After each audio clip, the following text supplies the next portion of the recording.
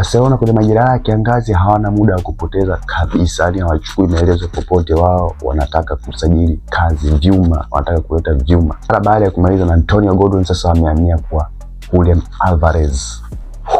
Alvarez. Yani kwa kile kikosi cha Barcelona pale unamuongeza Julian Alvarez pale mbele, yani deadly. Yani maana uzuri wa Julian Alvarez ni striker ambaye yuko deadly, yani hahitaji nafasi 2-3 kufunga. Nafasi moja tu hiyo ipo kwenye clinical finish. Anaweza kupata nafasi moja hiyo za kumaliza. Julian Alvarez. Ukiangalia Barcelona msimu uliopita, sio kama alikuwa na msimu mbaya. Hapana, ni msimu mzuri, amechukua La Liga.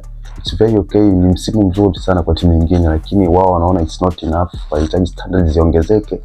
Na mimi wanataka kuchukua ile taji la UEFA Champions League, maana ni muda mrefu kidogo tangu wamechukua. Kwa hiyo nataka pale walipoishia msimu uliopita waongeze quality na wasonge mbele. Na Julian Alvarez anaitaka Barcelona, maana ashaambia Atletico Madrid kwamba ataondoka kwenye majira ya kiangazi. Timu ambayo ipo active mpaka sasa hivi ni Barcelona, na hiyo naona ndo watatua hapo, maana kuna kila dalili kwamba Julian Alvarez atatua Barcelona.